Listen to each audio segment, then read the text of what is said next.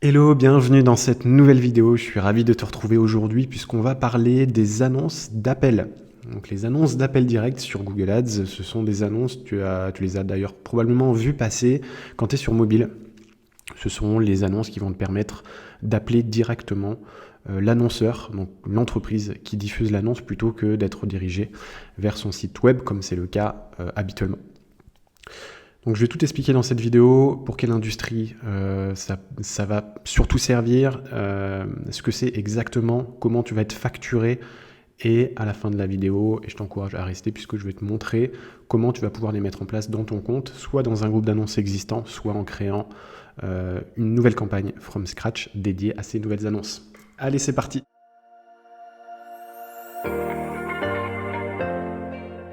On va d'abord commencer par voir comment va s'afficher l'annonce. Ce qu'il faut préciser, c'est qu'on est sur des annonces d'appel, donc forcément, je ne l'ai pas précisé, mais ça paraît logique, ces annonces-là, elles ne vont s'afficher que sur smartphone.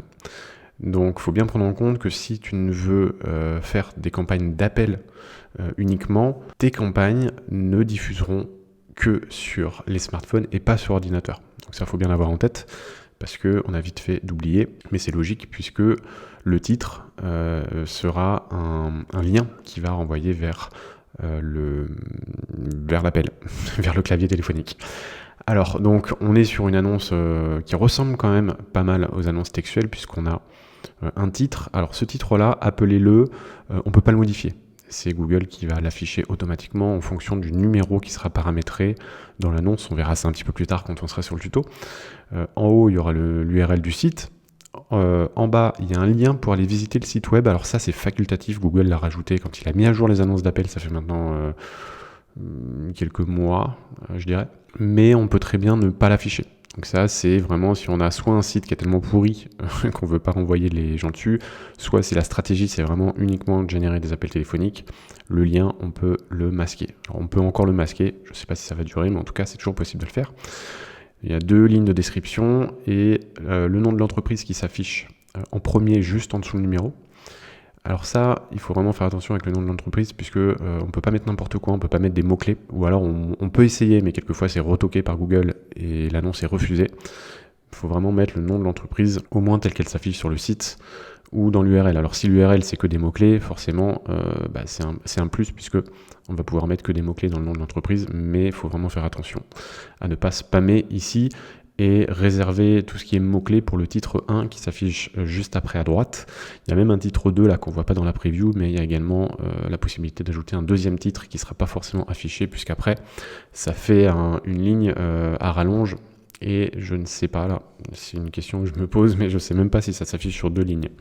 Donc quand on arrive au bout de la ligne à droite, il y a 3 petits points qui s'affichent. Donc pareil avec le titre 1, il faut faire attention, il faut bien regarder la preview quand on fait le titre 1, puisque il y a si on fait un titre qui est trop long, il ne sera pas affiché complètement, mais encore une fois, je garde ça pour le tuto juste après. Maintenant, ce qu'il faut savoir sur les annonces d'appel uniquement, c'est que les CPC sont généralement plus élevés que pour les annonces textuelles classiques. J'ai l'impression, en tout cas, que Google met une prime, sûrement parce que ces annonces-là doivent avoir un quality score qui est peut-être inférieur à celle des annonces textuelles classiques, puisque, entre guillemets, on va forcer l'internaute à passer un appel.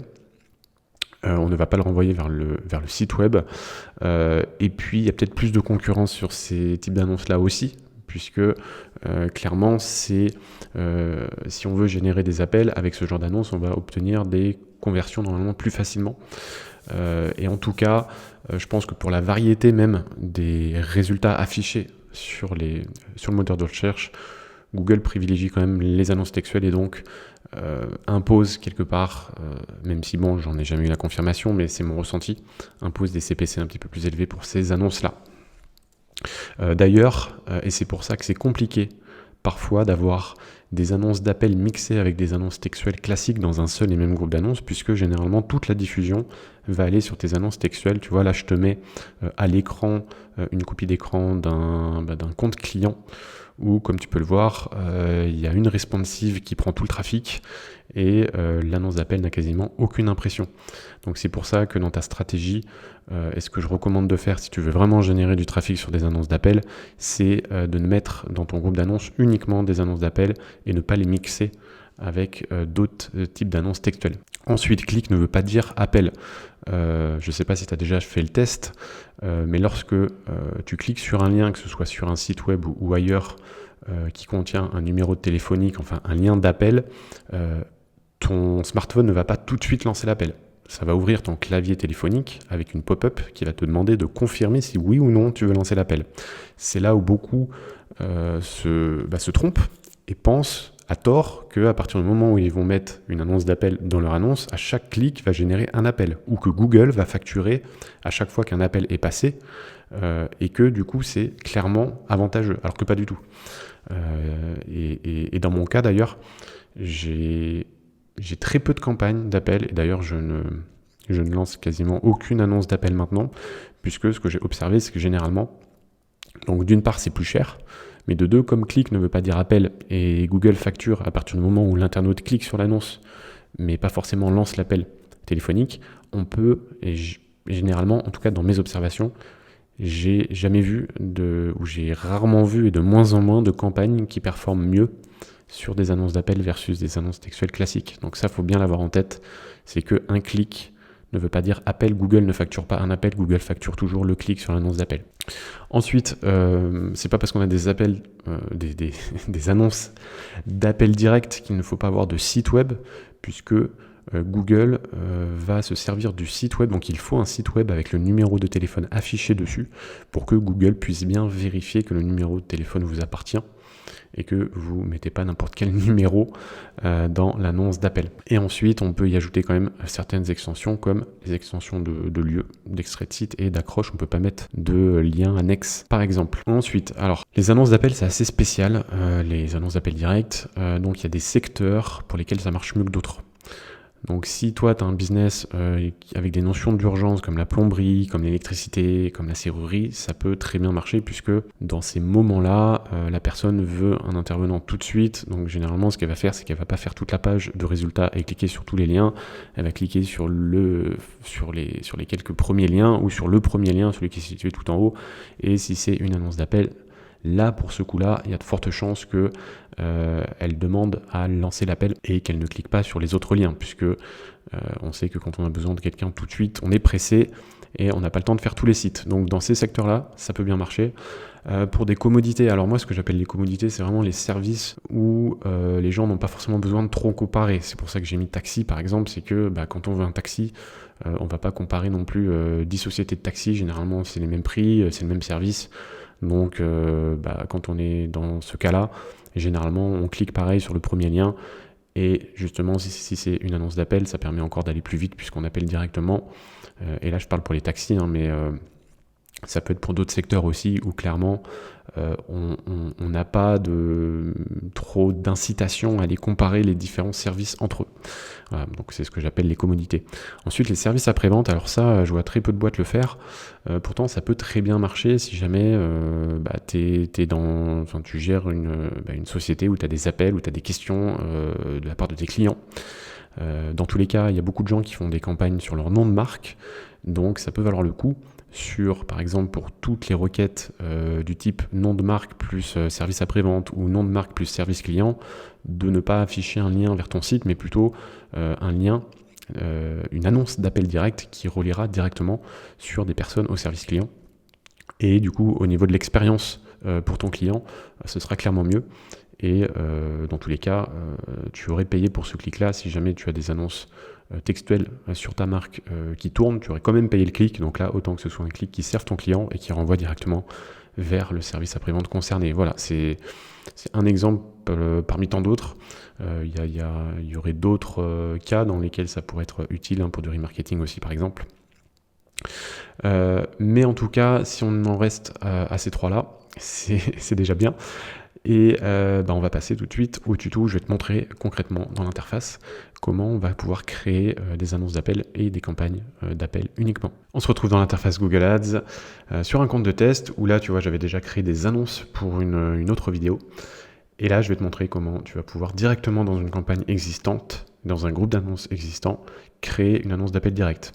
Alors encore une fois, au niveau stratégie, c'est pas hyper pertinent de créer une annonce d'appel dans un groupe d'annonces qui contient déjà des annonces textuelles, puisque comme je te l'ai dit, Google risque d'orienter la diffusion majoritairement sur les annonces textuelles et pas sur ton annonce d'appel. Donc si jamais tu veux vraiment les tester, moi ce que je te recommanderais, c'est par exemple de dupliquer ce groupe d'annonces-là, de mettre en pause celui-là, de créer un groupe d'annonces uniquement pour les smartphones, où là tu ne crées que des annonces d'appel, une ou plusieurs, et tu réserves un autre groupe d'annonces, donc tu dupliques le même groupe d'annonces que tu diffuses sur PC ou tablette, avec des annonces textuelles classiques pour ne pas ne pas diffuser sur PC. Voilà, puisque encore une fois, les annonces d'appel direct ne diffuseront que sur smartphone, bien entendu. Alors, pour créer une annonce d'appel direct depuis un groupe d'annonces, tu vas sur le bouton plus, annonce d'appel, et c'est à partir d'ici que tu vas paramétrer ton annonce. Donc là, je vais mettre des champs au pif. Donc l'URL finale va aussi servir d'URL de validation. Donc si tu veux pas afficher le petit lien visiter le site web, tu peux enlever l'URL finale ici. Ton annonce va quand même passer puisque c'est un lien qui est recommandé mais qui n'est pas obligatoire, c'est ce que je te disais tout à l'heure. Donc si tu ne mets pas de lien, ici tu n'auras pas le bouton cliquable en dessous qui permettra de rediriger vers ton site. Donc l'URL de validation, c'est uniquement pour que Google aille vérifier que le numéro de téléphone que tu as indiqué est bien celui de ta boîte, enfin celui que tu affiches sur ton site. Ensuite, tu as les titres qui vont s'afficher là. Titre 1. Donc là, tu vois, il ne faut pas mettre un titre trop long puisque l'annonce risque d'être coupée. Voilà. Titre 2, ça c'est si le titre 2 s'affiche sur une deuxième ligne. Le nom de l'entreprise, donc ça c'est ce qui va s'afficher juste en dessous le bouton appeler. Donc, entreprise A.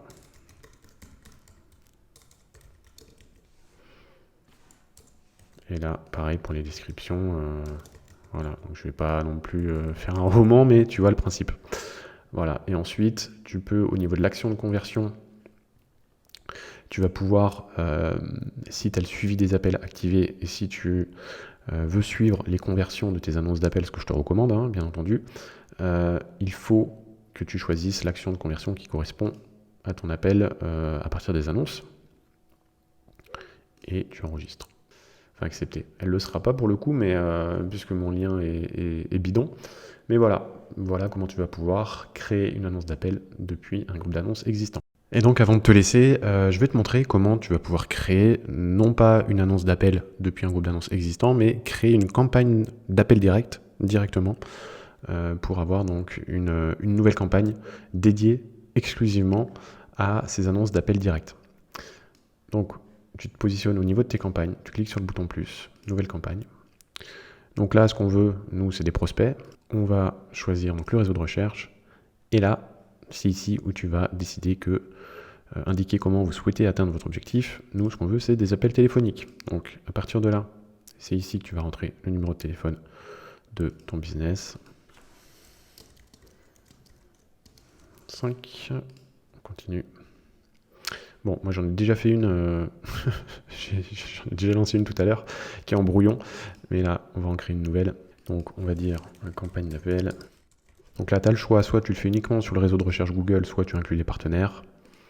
Nous on va laisser le réseau de recherche Google. Ensuite, je ne vais pas rentrer dans les détails complets du paramétrage d'une campagne. Je l'avais déjà d'ailleurs fait pour mon tuto YouTube. Je te mets le lien d'ailleurs en haut à droite. À l'écran. Pour le search, c'est la même chose. Tu choisis ta zone géographique, ta langue, tes audiences. Là, pour le search, en l'occurrence, il n'y en a pas. Le budget, je te laisse mettre ton budget. Là, au niveau des enchères, pareil, de la stratégie d'enchères, ça va dépendre de tes objectifs, déjà de savoir si tu traques ou pas les appels téléphoniques, et puis de tes objectifs. Nous, on va rester là sur conversion, puisque c'est pour la campagne d'exemple, je ne vais pas rentrer dans les détails. Et tu vois, comme je t'ai dit tout à l'heure en intro, tu vas pouvoir rajouter quelques extensions, accroches, extraits de site, mais tu ne vas pas pouvoir en ajouter beaucoup. Nous, on ne va pas le faire maintenant, c'est juste pour te montrer vraiment le process de A à Z. Donc on va laisser groupe d'annonces là, ici, c'est là où tu mets tes mots-clés. Voilà, mots-clés 1, etc. si j'arrive à l'écrire. On continue. Et là, tu vois, ici, on a le même process. Tu vas devoir créer une annonce d'appel direct. Donc là, on va le faire rapidement.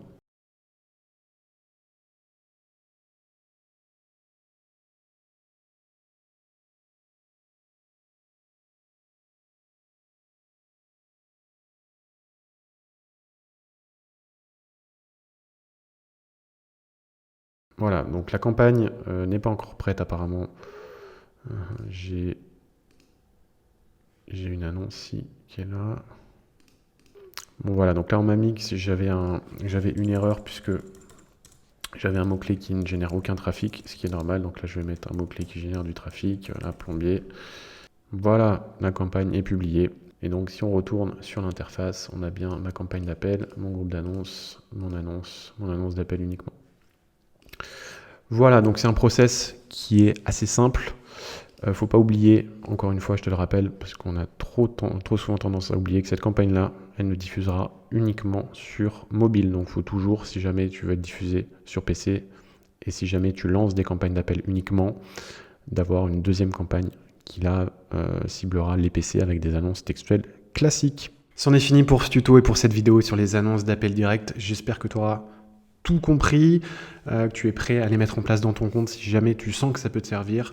Je te laisse me mettre un commentaire si jamais tu as la moindre question, je répondrai avec plaisir. Et avant de te laisser, je t'encourage vraiment, puisque comme tu l'as vu au niveau des annonces d'appel, ce qui est important, c'est aussi de traquer, de savoir combien d'appels téléphoniques ces annonces t'ont généré pour voir si c'est rentable ou pas, puisque comme on l'a vu, les annonces d'appel coûtent généralement plus cher que les annonces textuelles, donc il faut vraiment que ça vaille le coup. Et pour savoir si ça vaut le coup, il faut pouvoir mesurer l'impact de ces annonces. Donc pour pouvoir mesurer l'impact de ces annonces, il faut absolument que tu traques tes appels téléphoniques. Donc pour ça, j'ai fait une vidéo sur la chaîne qui va tout expliquer sur comment justement traquer les appels téléphoniques dans ton compte Google Ads. Je te mets le lien là juste au-dessus.